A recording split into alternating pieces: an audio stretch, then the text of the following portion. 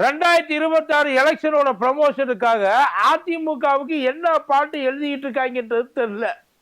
ஆனா எலெக்ஷனுக்கு முடிஞ்சதுக்கு அப்புறம் கண்டிப்பா இந்த பாட்டை தான் பாடணும் அப்படின்னு ஒத்த கால நிக்கிறாங்களாம்.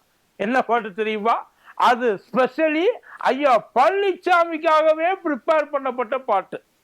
எழுதுங்கள் அவர் கல்லறையில் அவர் அதிமுகவை அடகு வைத்தவர் என்று, பாடுங்கள் அவர் கல்லறையில் ஐயா பழனிசாமி பாஜகவின் பாதம் கழுவி என்று. நான் சொல்லலப்பா, இதெல்லாம் ஒரு சேர ஒரு மனசா எல்லாரும் ஒத்துக்கிட்டு சொல்ற ஒரு விஷயம்ன்றாங்க. அவங்களுக்குள்ளேதான் நம்ம நிறைய பார்த்துருப்போம் இந்த டூப்ளிகேட்ஸ் எல்லாம். போலி இது இன்ஜினியரு, போலி டாக்டரு, ஏன் போலி போலீஸு, போலி ஐபிஎஸ் ஐஏஎஸ். ஆனால் முறையா தமிழ்நாட்டில் தான் இதை இன்ட்ரோடியூஸ் பண்ணியிருக்காங்க, ஒரு போலி பொலிட்டிக்கல் லீடர். ஐயா எம்ஜிஆர் மாதிரி, ஐயா அம்மா ஜெயலலிதா மாதிரி இருப்பாரு அப்படின்னு சொல்லி நம்பி ஒரு ஆளை கொண்டாந்து உட்கார வச்சாங்க. அது கடைசியில பாவம் அவரை சொல்லியும் குத்தம் இல்லை. பாவம் அவர் என்ன பண்ணுவார்? அவருக்கு ஏதாச்சும் வழி தெரிஞ்சு அவர் எதையாச்சும் பண்ணி அந்த மாதிரி ஆயிருக்க மாட்டாரா? வழி இல்லை, மாட்டிக்கிட்டார். எலெக்ஷன் முடிஞ்சதுக்கு அப்புறம் பாடியை ஒட்டு மொத்தமா எல்லாருமா சேர்ந்து ஒன்னு சேர்ந்து தூக்குறதுக்கு முடிவு பண்ணியிருக்காங்களாம். பார்த்துருவோமா?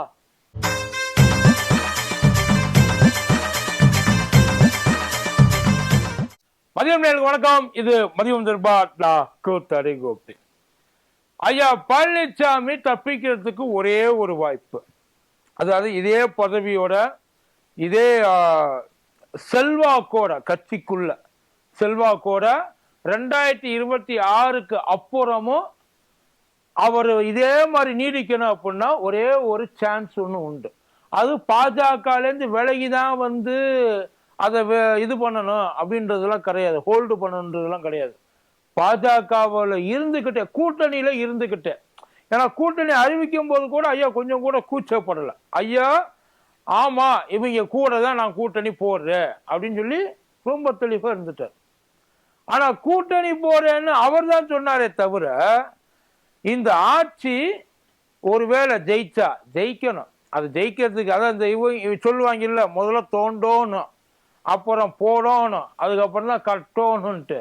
அந்த மாதிரி எலெக்ஷன்ல நிக்கணும், ஓட்டு கேட்கணும், அதுக்கப்புறம் ஓட்டு வாங்கணும், ஜெயிக்கணும், அதுக்கப்புறம் ஆட்சியை பிடிக்கணும், அதுக்கப்புறம் தான் கூட்டணி ஆட்சியா தனிப்பட்ட ஆட்சியான முடிவுகள்லாம் வரணும். ஆனா இவங்க இப்பயே முடிவு பண்ணிட்டாங்க, நாங்க ஜெயிச்சிட்டோம்டா, இதுக்கப்புறம் வேற என்னடா இருக்கு, நாங்க ஜெயிச்சிட்டோம், இந்த தமிழ்நாட்டில் இனிமே கூட்டணி ஆட்சி, தமிழ்நாட்டில் என்னைக்குமே கூட்டணி ஆட்சி கிடையாது, பாஜக ஆட்சி தான் நடக்கும் ஜெயிச்சா அப்படின்ற அளவுக்கு அண்ணாமலை ஸ்ட்ரைட்டாவே பேசிட்டார். அவர் ஒன்றும் அவரோட கருத்தாலும் பேசல, ஐயா அமித்ஷாவோட கருத்து தான். கூட்டணி ஆட்சி கூட்டணி ஆட்சின்னு ஒவ்வொரு முறையும் கூவ அடிக்கிறாப்புல. ஆனா இது எதுக்குமே எங்கிருந்துமே ஒரு வார்த்தை ஐயா எடப்பாடி பழனிசாமிகிட்டேருந்து எதிர்த்து வரல. ஒரே ஒரு அறிக்கை கொடுத்தா போதும், ஒரே ஒரு அறிக்கை. அதாவது பேட்டி கொடுக்க வேண்டாம், பிரஸ் மீட் வைக்க வேண்டாம், வேற எதுவும் வேற யாரையும் விட்டு பேசவும் சொல்ல வேண்டாம். ஒரே ஒரு அறிக்கை தான் எல்லாரும் கேட்குறாங்க. அது அதிமுகலேருந்தே இப்போ உள்ளுக்குள்ளேருந்தே கேட்க ஆரம்பிச்சிட்டாங்க. கேட்கலனாலும், வெளியில வாய் விட்டு கேட்கலனாலும் உள்ளுக்குள்ள ஒவ்வொருத்தவங்களுக்கும் ஓடிக்கிட்டு தான் இருக்குது. அது வேற எதுவும் இல்லை. இங்க தமிழ்நாட்டில் என்டிஏவோட கூட்டணியா சேர்ந்துதான் அதிமுக தலைமையில தமிழ்நாடு தேர்தலை 2026 தேர்தலை ஐயா எடப்பாடி பழனிசாமி எதிர்கொள்ள போறார். தேர்தலில் ஜெயிச்சு அதிமுக ஆட்சியை அமைக்கும். கூட்டணி ஆட்சி அப்படின்றதுக்கு பேச்சே கிடையாது. இங்க யார் யாரு என்னென்ன சொன்னாலும் அவங்கள கனவு கண்டுகிட்டு இருக்காங்க. அவங்களோட கனவு ஒரு நாளும் பலிக்காது. அதிமுக தலைமையிலான ஆட்சி அமையும் அப்படின்னு ஒரே ஒரு அறிக்கை, அழுத்தம் திருத்தமா போதும். That's it. அத்தனை பேரும் உற்சாகமா கிளம்பிடுவாங்கன்னு வைங்கள, அத்தனை பேரும். ஐயா இது வரைக்கும் வந்து மறுப்பு தான் சொல்லியிருக்காரு. ஆனா அவங்கள வந்து மறந்துட்டாங்க. அப்படிலாம் நாங்க எதுவும் பேசல, நாங்க அக்ரிமெண்ட்ல எதுவும் கையெழுத்து போடல இது வரைக்கும். அப்படி ஐயா அடிச்சு எங்கேயுமே பேசல. ஒரு தடவை 2 தடவை இல்லை சார், ஒவ்வொரு முறையும் ஐயா அமித்ஷா சொல்லியிருக்காரு. 10வதுக்கு இப்ப அண்ணாமலையும் சேர்த்து சொல்லியிருக்காப்புல. அவர் மாநில தலைவர் கூட கிடையாது. அவர் மாநில தலைவர் இல்லைனாலும் மானசீக தலைவர் ஆயிட்டாப்புல சில பேருக்கு. உண்மையில பாஜக இன்னமுமே நயினார் அண்ணனை ஒரு பாஜகவோட ஒரு உறுப்பினராக தான் பார்க்கிறாங்களே தவிர தலைவரை யாரும் பார்க்கல. அண்ணாமலை அண்ணனை தான் இன்னைய வரைக்கும் அவங்க தலைவரா நினைச்சுக்கிட்டு இருக்காங்க. ஐயா அமித்ஷாவும் அதை ஃபீல் பண்ணிட்டார். இந்த பாகுபலி படத்துல பிரபாஸ் அப்படி வர்றப்போ ஒரு இது வைப் வரும்ல, அந்த மாதிரி இந்த இதுல இங்க மதுரையில் நடந்த இடத்துல அண்ணாமலை அண்ணன் வந்தப்ப அவ்வளோ அமித்ஷா கூட அந்த அளவுக்கு இல்லப்பா, அண்ணாமலை அண்ணனுக்கு அப்படித்தான் இருந்துச்சு. அவரு தலைவராக இருந்தப்போ அண்ணாமலை தலைவராக இருந்தப்போ அவர் சொன்னாரு, தலைவரை தவிர வேற யாரும் தேவையில்லாம பேசாதீங்கன்ட்டு. ஆனா இன்னைக்கு அவரே அவரை தலைவரா நினைச்சுக்கிட்டு இருக்காரு. அதனால அவர் இஷ்டத்துக்கு எல்லாத்தையும் பேசுக. பட் அவர் பேசுனது இல்லைனாலும் இது வரைக்கும் அவர் பேசுனதுக்கு எதிர்பேச்சு எங்கேயுமே வரல. அண்ணாமலை அண்ணன் பேசுனதுக்கும் சரி, அமித்ஷா ஐயா பேசுனதுக்கும் சரி, நயினார் அண்ணன் ஒருத்தர் மட்டும்தான் நைஸ் பண்ணி வச்சிருக்காப்புல ஐயா பழனிசாமி. என்னன்னு, அவர்தான் முதல்வர் வேட்பாளர். முதல்வர்ன்ற அந்த ஒரு பதவியை மட்டும்தான் கொடுத்திருக்காங்களே தவிர கூட்டணி ஆட்சி கிடையாது. ஐயா எடப்பாடி பழனிசாமி ஏதாவது எங்களுக்கு பார்த்து பண்ணாதான் உண்டு அப்படின்ற மாதிரி எங்கேயுமே பேசல.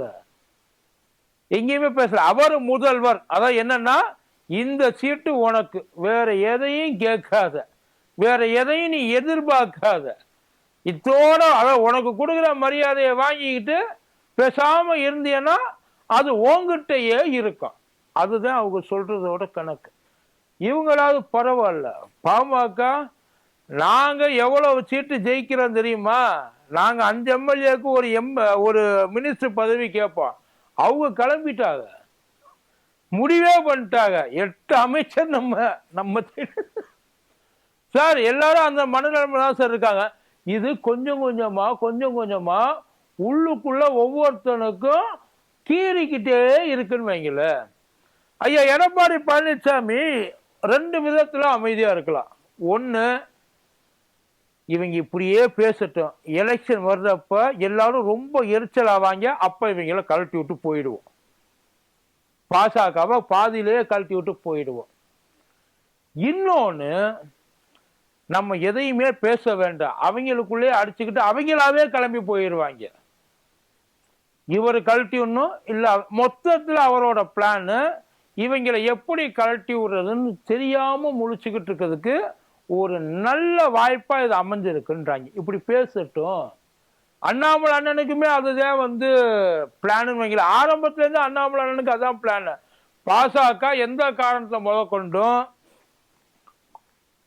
கூட்டணிக்காகவோ சீட்டுக்காகவோ போயிட்டு இன்னொரு கட்சி கிட்ட நிக்க கூடாது, அதுக்கு முதல்ல நம்ம ஸ்ட்ராங்கா இருக்கு, அப்படி இல்லைனாலும் பரவாயில்லன்றாப்புல. தோப்போம், இப்ப இவங்க கூட சேர்ந்து நம்ம ஆட்சியவா பிடிக்க போறோம், தோப்போம், தனியா நின்று நம்ம இருந்தா தானே நமக்கும் தைரியமா இருக்கும். அதுக்கப்புறம் நம்ம போய் லாஸ்ட் எலெக்ஷன்ல நாங்க நின்னோம், இவ்வளவு ஓட்டு வாங்கியிருக்கோம், எங்களுக்கும் இருக்குல்ல, அந்த ஒரு ஐடியால அவர் பேசிக்கிட்டு இருக்காரு. இங்க பழனிசாமி ஐயா எதையும் பார்த்தும் பார்க்காம கண்டும் கண்டுக்காம கடைசி வரைக்கும், முன்னாடியாவது யாராச்சும் இப்ப ஜெயக்குமார் ஏதாச்சும் பேசுவாப்புல, இப்ப அவரும் ஆஃப் ஆயிட்டாருன்னு வைங்கல. ஆளுக்கு கண்டவெல்லாம் போறவன் வர்றவெல்லாம் ஏறி மீச்சிட்டு போறான் அதிமுகவை. இது வரைக்கும் கூட்டணி ஆட்சி அப்படின்றது தமிழ்நாட்டில் அண்ணா காலத்திலிருந்தே கிடையாது. அதாவது 2 திமுகவும் சரி அதிமுகவும் சரி, மெஜாரிட்டியா இருக்கும் போதும் சரி, மெஜாரிட்டி இல்லாதப்பையும் சரி, யாருக்கும் வந்து உள்ள சேர்ந்துகிட்டு இந்த உனக்கு இதை வச்சுக்கன்னு யாருக்கும் கூட்டணி ஆட்சியை பங்கு போட்டு கொடுத்ததே கிடையாது. அவங்க ஸ்ட்ராங்கா இருந்தப்பவும் சரி, அவங்க இன்னொருத்தவங்க உதவியோடு இருந்தப்பையும் சரி. ஆனா இப்ப இன்னும் எலெக்ஷனே வரல. அதுக்கு இடையில ஆளாளுக்கு கிளம்பி நின்றுட்டாங்க. நாங்க இதை பங்க பிரின்ட்டாங்க. தமிழ்நாட்டை ஷேர் ஆட்டோவா மாத்தியாச்சுன்னு வைங்கல. இப்ப அந்த ஷேர் ஆட்டோலேருந்து ஆளாளுக்கு என்னென்ன பார்ட் வேணுன்றத பிளான் பண்ணிட்டு இருக்காங்க. ஒன்றும் இல்லை, இப்போ அதிமுகவில் பாஜக 50 சீட்டு கேட்குதுன்னு ஒரு பேச்சுக்கு, அந்த பேச்சில் அடிபடுது. பாஜக 50 சீட்டுன்னா பாமகவை யோசிச்சு பாருங்க. பாஜகவை நம்பியே நீ 50 சீட்டு கொடுக்குறீன்னா அப்ப நாங்க என்ன பண்றது? எங்களுக்குன்னு ஒரு மரியாதை. உண்மையில அவங்களோட இவங்களுக்கு கொஞ்சம் ஜாஸ்தியாவே இருக்கு, இல்லைன்னு சொல்ல முடியாது. எனக்கு 40 சீட்டு கொடு, இங்க 50, அங்க 40, அப்புறம் தேமுதிக வந்து அதுக்கு ஒரு 30, 50, 40, 120 வச்சுட்டு அதிமுக எத்தனை சீட்ல நிக்கும்? அப்படி ஏற்கனவே 230 நின்னாலே எவ்வளவு தேரும்ன்றது தெரியாது. இதுல இவங்களுக்கெல்லாம் பிரிச்சு கொடுத்துட்டு பேலன்ஸ்ல நின்று அதுலயும் பாஜக ரொம்ப தெளிவு. எந்த இடத்துல அதிமுக ரொம்ப நம்பி இருக்கோ அந்த இடத்த அப்படியே என் பேர்ல எழுதி வைன்னு கேட்கிறாங்க. கொங்கு பகுதியை பாஜக முழுக்க முழுக்க கொங்கு பகுதி தான் நம்பி இருக்கு. அது கீழ் தமிழகத்தையோ இல்லை வட தமிழகத்தையோ அதை பத்தி எல்லாம் கிடையாது. அவங்க அந்த சைடே போறதுக்கு தயாரா கிடையாது. கொங்க மட்டும் என்கிட்ட கொடுத்துரு. இப்ப பாமகவை உள்ள இருக்கிறதுக்கான இந்த பக்கம் இருக்கிறதுக்கு வேற எது கிடையாது. அப்படியே எடுத்தாலும் எல்லா தொகுதியும் இங்கேயும் கொடுத்துட மாட்டாங்க. இவ்வளவு பிரச்சனைகள் உள்ளுக்குள்ள இருக்குது. எம்ஜிஆர் காலத்திலேருந்து, அதுதான் அண்ணா காலத்திலேருந்து, எம்ஜிஆர் காலத்திலேருந்து, கலைஞர் காலத்திலேருந்து, அம்மா காலத்திலேருந்து, இப்போ ஐயா ஸ்டாலின் காலம் வரைக்கும் தமிழ்நாட்டில் இது வரைக்கும் கூட்டணி ஆட்சி அப்படின்னு சொல்றதுக்கு பயப்படுவாங்க. உண்மை அதுதான். ஏன்னா அது இங்க இருக்கிறவங்களுக்கு பிடிக்காது. ஏன்னா அந்த கூட்டணி ஆட்சி அப்படின்றது உருப்படாது அப்படின்றது தமிழ்நாட்டில் நல்லாவே தெரியும். தனியா இருக்கிற வரைக்கும் தான் எல்லாமே வந்து ஓரளவுக்கு அவங்க நினைச்சது அவங்களால செயல்படுத்துறதுக்கு ட்ரை பண்ணுவாங்க. கூட்டணி ஆட்சியெல்லாம் வந்துருச்சுன்னா அவங்களுக்குள்ள இருக்கிறது அதை அட்ஜஸ்ட்மெண்ட் பண்றதுக்கே போதும்னு ஆயிடும். எப்படி அதிமுக அடிச்சுட்டு கிடந்துச்சு உள்ளுக்குள்ள. கிட்டத்தட்ட அதிமுக அங்க ஐயா ஓபிஎஸ் வெளில தோற்றுறது ஒரு கூட்டணி ஆட்சி தான். 2 தலை இருக்கக்கூடாது ஐயா பழனிசாமி முடிவு பண்ணாருல்ல, 2 தலை உள்ள இருக்கக்கூடாது. எதுக்கு சொன்னாப்புல? ஒத்து வராது, நான் சொல்லுவேன் வேணும்ட்டு, அவன் சொல்லவான் வேணாம்ட்டு. இது பக்கத்து ஸ்டேட்ல ஐயா இப்போ சந்திரபாபு நாயுடு, பவன் கல்யாண் துணை முதலமைச்சர், அவர் வேற இவங்க வேற. ஆனா இருந்தாலும் பவன் கல்யாண் அதுல எல்லாம் தலையிட மாட்டாப்புல. அந்த இது என்ன தெரியுமா, ஒரு பேருக்கு உனக்கு ஒரு அங்கீகாரத்தை கொடுத்து உட்கார வச்சாச்சு, ஆடாம கொள்ளாம இருக்கிறத அனுபவிச்சுக்கிட்டு. ஆனா இங்க அப்படிலாம் இருக்க மாட்டாங்க. ஒவ்வொரு இடத்துல இருந்தும் இப்ப திமுக கூட்டணியில அந்த சலசலப்புல இருக்கு. அண்ணன் திருமாவளவன் கேட்டாப்புல, அதாவது இது ஆட்சியில பங்கு அதிகாரத்துல பங்குன்ட்டு. ஆனா அவரே சொல்லிட்டாரு இன்னும் அதுக்கான காலம் கனியவில்லை. வரும், அங்கேயும் எல்லாமே வரும், கேட்பாங்க, செய்வாங்க. அதுக்கு இடையில எல்லாத்துக்கும் ப்ரிப்பேர் ஆகிட்டே இருக்காங்க. ஆனா அது உள்ளுக்குள்ள அவங்களுக்கு தெரியும் எப்ப கேட்கணும், எப்ப கேட்கக்கூடாது, எப்ப இதை பத்தி பேச ஆரம்பிக்கணும். அவங்க சீட்டு அதிகமாகிறதோடு நிப்பாட்டிட்டாங்க. ஆனா பாஜக கையெழுத்து போட்ட, அதாவது அக்ரிமெண்ட்ல கையெழுத்து போட்ட அடுத்த செகண்ட்ல இருந்து ஆரம்பிச்சுட்டாங்க. இப்பல இருந்தே நம்ம இப்படியே இருந்தாத்தான் அது அவங்க மனசுல பதியும். ஆனா ஐயா பழனிசாமி உண்மையிலே என்ன முடிவுல இருக்கான்னு தெரியல. ஆனா ஒன்னே ஒண்ணு அவர் உறுதியா இருக்காப்புல, எலெக்ஷன் வரைக்கும் இவங்க இழுத்துட்டு போனோம்னா அடுத்த எலெக்ஷனுக்கு நாம இருக்க மாட்டோம். இவங்களை எப்படி கழட்டி விடுறது, அது கழட்டி விடுறதுக்கு காரணம் தேடிக்கிட்டு இருந்தவருக்கு கையில கொண்டாந்து தூக்கி கொடுத்துருக்காங்க. இப்ப உண்மையிலே இதுக்கு முன்னாடி அண்ணாமலை ஐயா எடப்பாடியார் எப்படி பார்த்தாருன்னு தெரியல. இப்ப உண்மையிலேயே ஐயா அண்ணாமலைய திருவண்ணாமலையாரவே பாக்குறாரு. யாரும் செய்யாதது நீ செஞ்சுக்கிட்டு இருக்க, இப்படியே செஞ்சியானா என் பிரச்சனை சீக்கிரம் சால்வ் ஆயிடும் அப்படின்ற மாதிரியே அவர் நினைச்சிட்டு இருக்காரு. அவர் நினைச்சது நடக்குமா நடக்காதா அப்படின்றத அண்ணாமலையார் தான் முடிவு பண்ணணும். பார்ப்போம். நன்றி.